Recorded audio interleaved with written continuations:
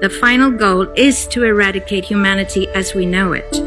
Once you understand the final destination, it becomes much easier to look back and identify the psychological conditioning, the biological tampering, the cultural grooming, and the educational prepping that we have been subjected to for decades in preparation to making us accept a post-human future. It takes a lot of physical and psychological abuse to get an intelligent species like ours to agree to its own extinction. Most, if not all, that has transcended in the last 60 years was designed to get us closer to accepting such a dystopian reality. Whether you care to accept it or not, we live in a hyper-controlled matrix where our perception of reality is meticulously planned, managed, and executed in order to control and steer us in whichever direction they wish. And the direction is a post-human world.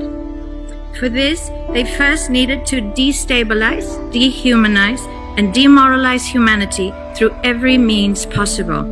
The destruction of the nuclear family, children being indoctrinated by the state, abortion, the eradication of God and spirituality from education, life in megacities and away from nature, toxic food, air and water, social media, replacing real human connection and interaction, engineered financial crisis and taxation, endless wars and massive migration, stress, anxiety, depression, drugs and alcohol, constant fear-mongering, moral relativism as the new religion, and I could go on and on about how humanity has been influenced and forced to move away from all the things that give us strength, security, purpose, and meaning.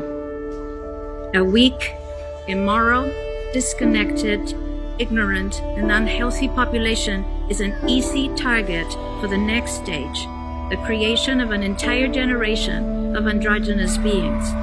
Masculinity is under attack psychologically, culturally, and biologically. Women are being replaced in sports, entertainment, and politics by men pretending to be women. And children are being indoctrinated at school to think that gender is a choice. The transgender movement is not a grassroots movement. It comes from the top. It has nothing to do with people's freedom of expression, sexuality, or civil rights. It's an evil psyop with a clear agenda to get us closer to transhumanism by making us question the most fundamental notion of human identity, our gender.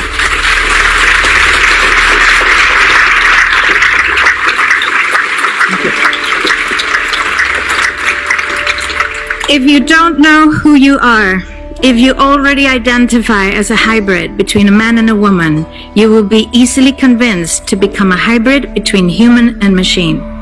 Gender ideology is the 2 + 2 = 5 from George Orwell's 1984 dystopian novel. It's the final test to see whether we will follow the most absurd party line towards our own extinction. But 2 + 2 = 4. And no matter how you choose to dress, call yourself, or change your physique, will not change that. The sad reality, though, is that in the gaslighting process to get us closer to a post-human future, they have mentally and physically harmed an increasing number of children and young people, and it's only getting worse.